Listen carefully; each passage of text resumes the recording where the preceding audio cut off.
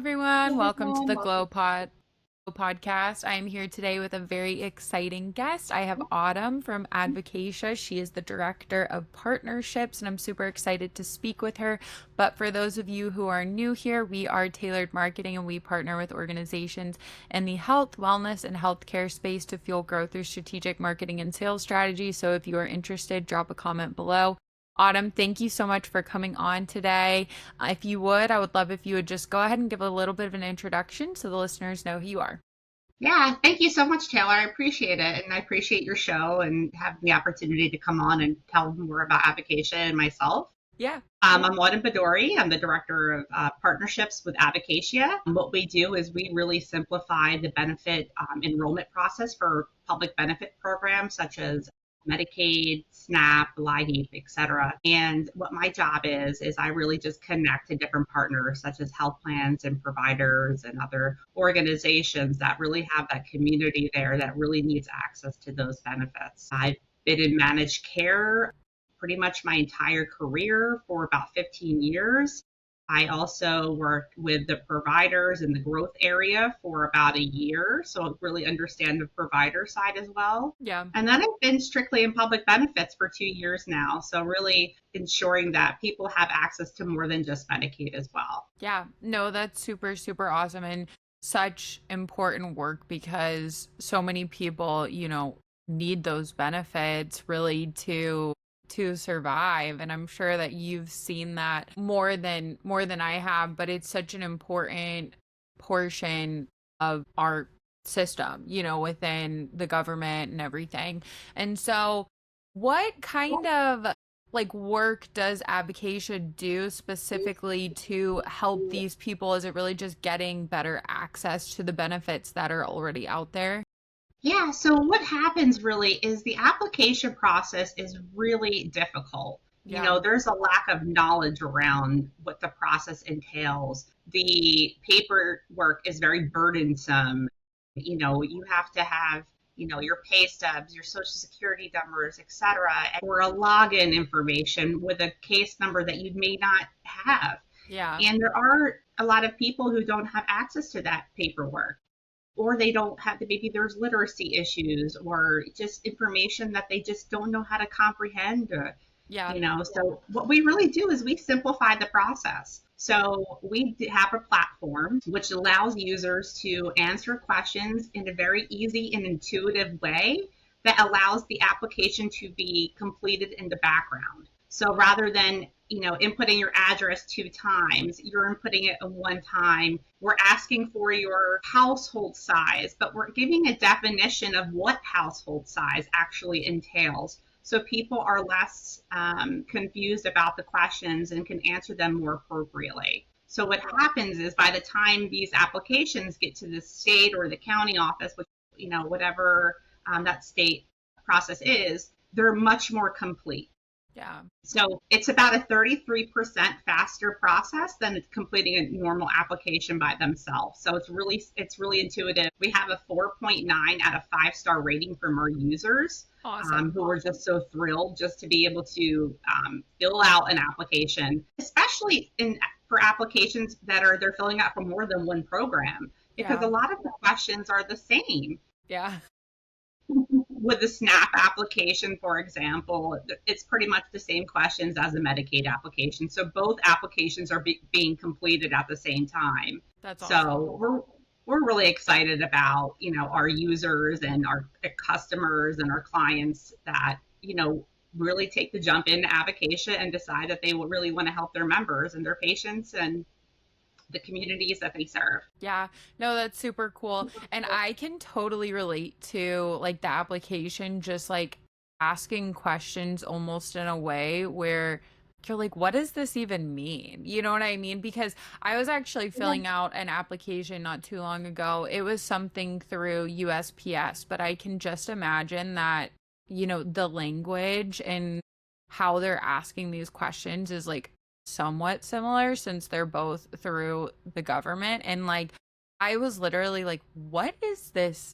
Like, what is this even asking? Like, can they put it in simpler terms for me? And I consider myself, pretty educated, but I was literally like, what is this asking? Yeah, I filled out my mother, she's a Medicaid recipient and she gets paperwork often. And she always asks me, she's like, what does this mean? I don't understand. And she's a learning disability. So it's even more difficult for her. So I Yeah. have to go through all the paperwork with her, ask her the questions, answer the questions. So I'm very familiar with how taunting the process can be as well. Yeah, no, I believe it. Just because it's it's like why is this not in simpler terms? Like you almost need somebody to help you with the process, especially if you're going through it like for the first time. You're like, I'm not familiar with this language that they're using. Another barrier really is the state technology systems. Some of these states say that you have to use their portal, but their portal has gates. There's a lot of boundaries in these portals. You have to have an email address, you have to register, you have to go back into your email address. Some people may sign up for an email address and never use it. They don't know the Yeah. password, and they have to find a case number on a piece of paper that came in the mail 6 months ago. So Yeah. there's a lot of barriers that are there from the state portal position, and they claim to be getting better.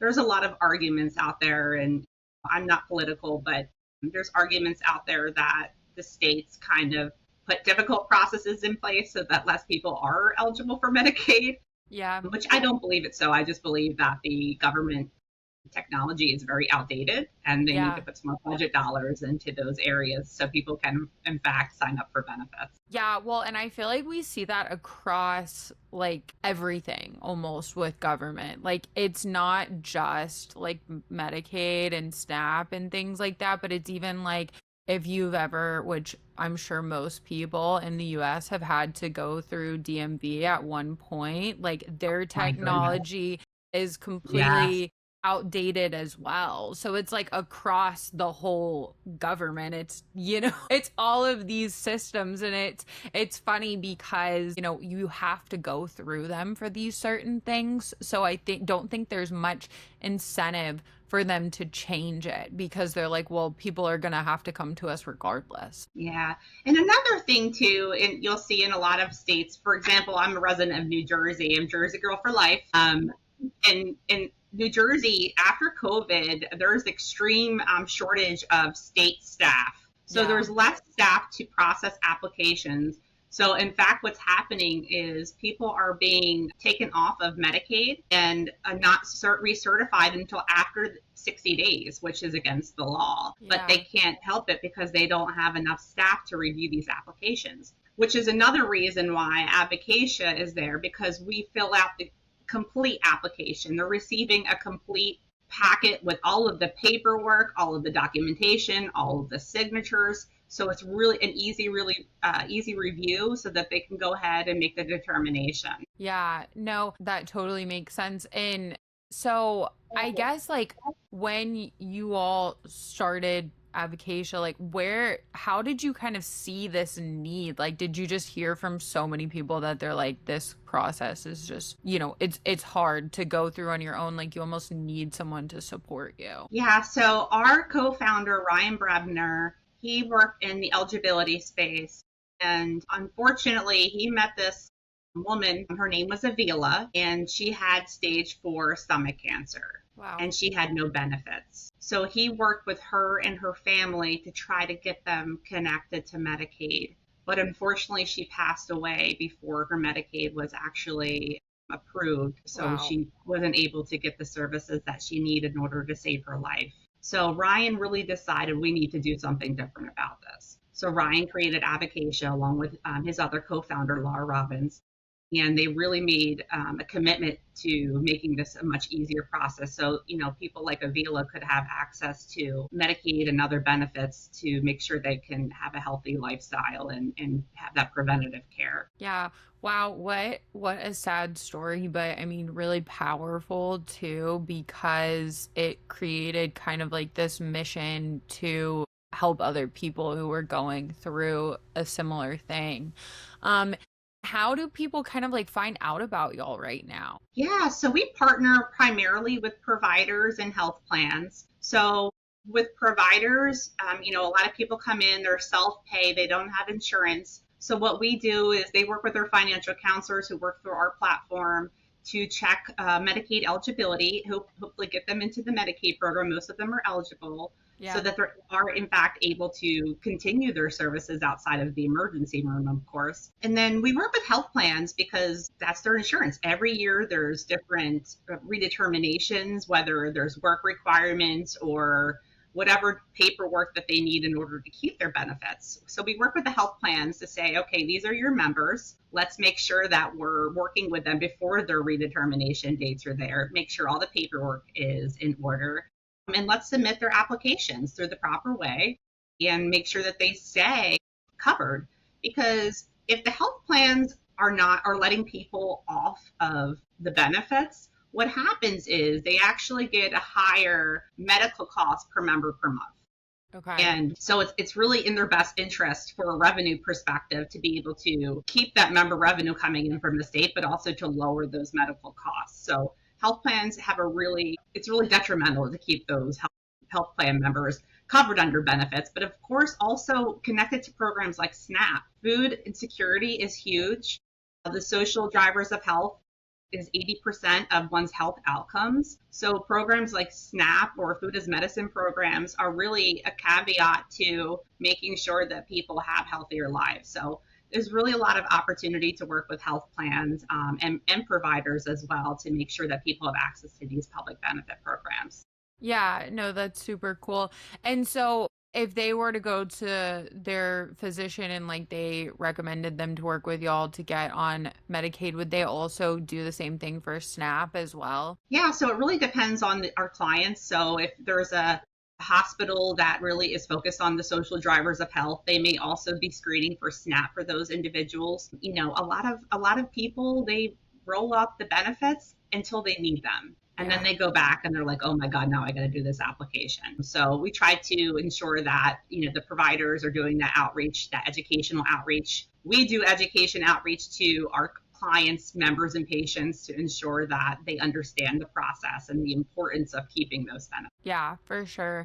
No, and SNAP is such a cool program too because food insecurity affects so many people, as I'm sure you've seen. And it's like, basically like, okay, am I going to be able to eat like healthy foods? And then I've learned some more about the SNAP program too, with like even like doing discounting for like local foods and stuff like that. Like if you're going to the farmer's market, which I think is like really cool because it's like, okay, those are the foods you want to be eating, because they're healthier and stuff as well. Yeah, SNAP has come a long way. I myself grew up on Medicaid and SNAP, so I understand the journey. And nowadays it's becoming a lot less.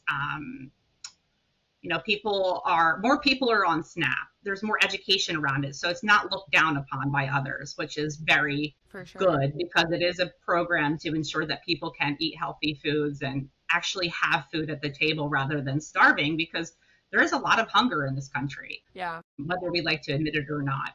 And access to programs like SNAP are things that we can do to ensure that less kids go hungry. They have great programs, the summer EBT program for when kids are in school, because there's a lot of kids that get all of their meals, they're at least 2 meals a day at school, and they may go home hungry because there is no food. Yeah. So the summer EBT program is a really great program that allows children to be fed throughout the summer as well. That's awesome. And with Advocatia right now, are there any initiatives that you all are focused on currently, like bigger initiatives or things that maybe you have like a year, 2 year goals to kind of achieve? Yeah, so our goals are really around creating really large partnerships that really can affect as many people as possible. Our larger health plans that we may be working with that have millions of members, connecting them to benefits, because that's the way that we're really going to be able to change behaviors and change communities, is by allowing them access to those benefits. And it's also, a little difficult sometimes, and I'm going to admit this when I'm having these partnership conversations, to explain that other programs like WIC or LIHEAP, SNAP, other programs that we do have applications for can positively affect their members' lives. So, Yeah. trying to get them to understand, hey, listen, while we're doing a Medicaid application, let's throw a SNAP application in there too. So it's really about educating more of our clients, more health plans out there, more providers out there in health systems, even value-based care organizations out there to say these are beneficial for people's health care and their health outcomes in life. So our goals are really just to put those messages out there for people to care about public benefit programs and know how important they are for, just daily life for everybody. Yeah.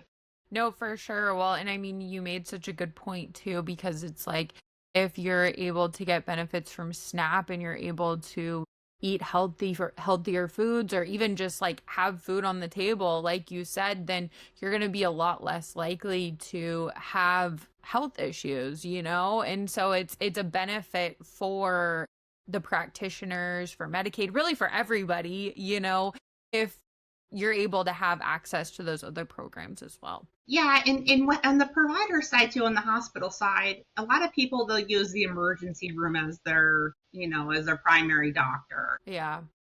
The ER is there to sustain life. Yeah. So you have people in there that don't have insurance. They're able to enroll them into programs through our platform. But what about the aftercare? Once they do get enrolled into Medicaid or whatever program that they're eligible for, whether it's the ACA program or any type of coverage, they're able to sustain that by going to other providers and taking care of their health, or they have a program for a specialist program, or someone like Avila who really could have gotten that care ahead of time and not have had such a dire circumstance that had happened to her that was completely preventable. So, these programs are there to prevent, sicknesses and diseases and things like that. And if we shift the way that we're thinking about public benefit programs from the old school thought of this is my hard taxpayer money and, I don't need this and these people don't work, when in fact, most people on Medicaid have 2 to 3 jobs. They're working, these are not people who are sitting around collecting government benefits with no reason. Yeah. These are people who are out there working. They're working low-wage jobs or unskilled jobs. And we really need to change the narrative around who, in fact, is a Medicaid beneficiary. Yeah. And how do you think we do that? Just like education mainly on like us being more vocal, like coming on, podcasts or social media and just talking more about that, because I do think that there is like a narrative. I'm not saying it's right, but there is a narrative that people think out there kind of. Yeah, I see it in my own social circles too, and I'm always there saying, listen, there's work requirements that are coming. People are going to be really surprised about who's staying on Medicaid because most of these people are working. Yeah. And those who do not work, there are, certain eligibility exceptions for those who are caretakers for children under a certain age or those who are, disabled, etc.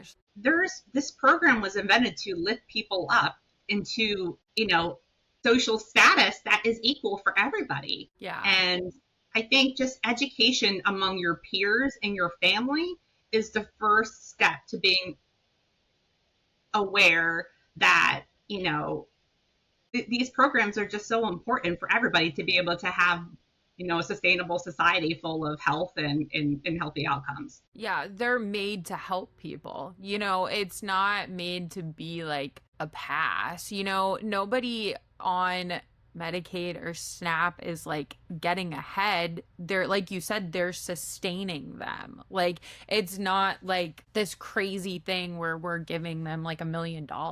It's like it's food on the table, I always say most of us are one job away from signing up for SNAP. Yeah.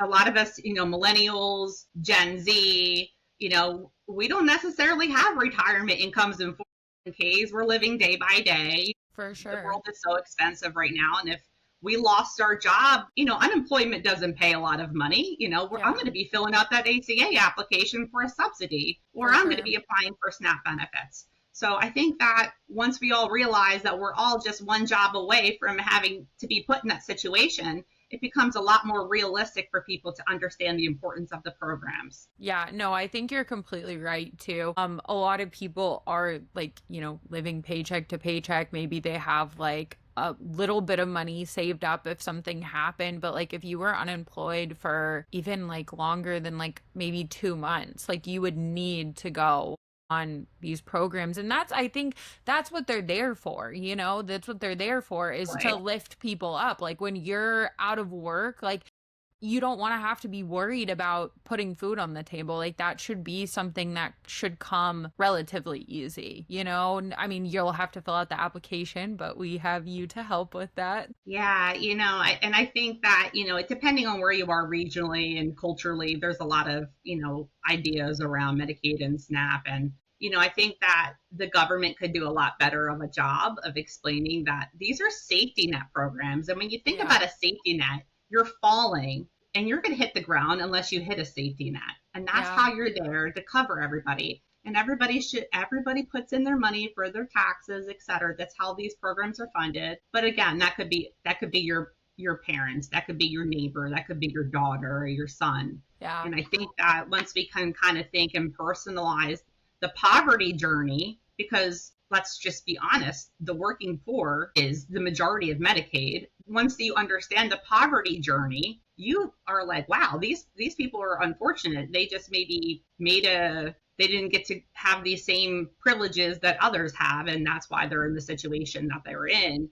But I think that these programs are there, and beginning to talk to your family and your friends and your peer networks and through podcasts like yours, Taylor, I Yeah. think spreading that message out there around the importance of public benefits is really important. Yeah, no, I completely agree with you. Well, let everyone know what is the best place to find Advocatia, what is the best place to find you online. I will also include all of the links in the show notes as well. Great. Yeah, you can reach out to us anytime. Our website is Advocatia, that's ADVOCATIA.io. You can reach myself on LinkedIn. It's linkedin.com/Autumn Baidouri. I'm here to answer any questions. Talk if you just want to talk about Medicaid or you have any questions about filling out an application. I'm here. I've worked in the space a very long time. Again, I myself am a Medicaid beneficiary and I understand the journey of what it's like. So feel free to reach out just to make a connection or just learn more about Advocatia in general. Awesome. Thank you so much. I really, really appreciate you and your time. Thank you so much, Taylor. I appreciate you.